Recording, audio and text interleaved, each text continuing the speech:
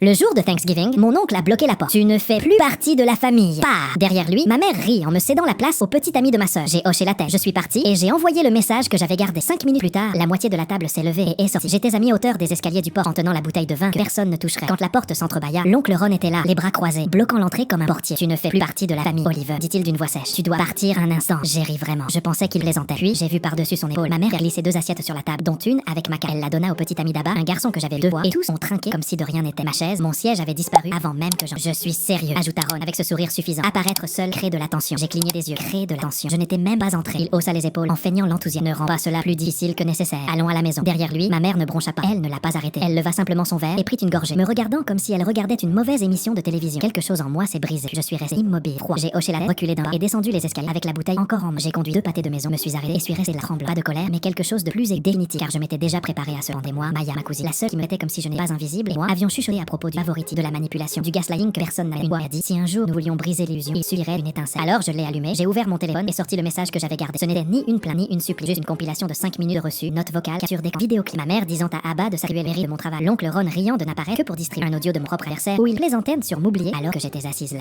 Le silence entre les coupures le rendait encore plus cruel. La cruauté résonnait. J'ai appuyé sur envoyer. 7 personnes, Maya, Daniel, tante Laura, certains amis de la famille y avaient toujours cru à la version éclatante de ma mère. Puis je suis resté là, assis dans ma voiture, le moteur en marche, attendant. 5 minutes plus tard, la porte d'entrée s'ouvrit brusquement. Mia curieuse, le visage rouge, Daniel, petit ami, le meilleur ami de tante Laura. Une par une, les chaises reculaient, les gens partaient. Je n'entendais pas les cris à l'intérieur, mais je pouvais les imaginer. Mon téléphone vibra, la voix de Mia s'infiltra avant que je puisse la saluer. Oliver, qu'est-ce que tu viens de... Tu l'as lu? Bien sûr que je l'ai lu. L'oncle Ron devint violet. Ma mère tenta de faire l'ignorant. Abba resta paralysé. Pourquoi ne m'as-tu pas dit que tu les enregistrais? Parce que je ne voulais pas que tu sois au milieu. Elle se moqua. J'ai été au milieu toute ma vie, mais je baissais la voix. Plus ferme maintenant. Je suis contente que tu l'aies fait. J'exhalais en relâchant le volant. Les voitures commencèrent à sortir de l'entrée. Sur le porche, la voix de ma mère s'éleva, strident, exigeant. Je n'ai pas compris les mots, mais ce n'est pas nécessaire. Je les avais toutes entendues. Tante Laura m'appela après. Oliver, à bout de souffle. Où es-tu? Tais-toi en bas. Reste là. J'arrive. 5 minutes plus tard, elle s'assit sur mon siège côté passager, les yeux écarquillés, comme si elle entrait dans une scène de crime. J'ai tout entendu. Elle murmura. Je n'ai jamais pensé que c'était si grave. Vraiment, je n'ai pas vu les fragments. Mais ta mère disait toujours que tu déformais les choses. Elle n'a pas menti, murmurai-je doucement. Elle a dit. Laura regarda droit devant. Cela va détruire la famille. Peut-être qu'elle était déjà brisée. Ce soir-là, les messages affluaient. Certains curieux, d'autres d'excuses, d'autres stupéfaits et silencieux. Ma mère n'écrivit pas. Eva non plus. Ron jusqu'au lendemain matin, lorsque ma mère publia un long statut sur Facebook concernant la trahison, se présentant comme la victime. Mais cette fois, quelque chose change. Maya commenta, elle aussi, puis Laura, et ensuite les histoires se déversent. L'illusion se fissura complètement. Au crépuscule, j'avais 60 appels manqués, messages vocaux remplis de supplications, de culpabilité et de colère. Le dernier venait de ma mère. Voix basse, poison enveloppé de miel. Alors c'est ça la vraie toi? Je souris pour moi-même dans le silence. Le froid et la conclusion. Je n'ai murmuré à personne. C'est ce en quoi tu m'as transformé.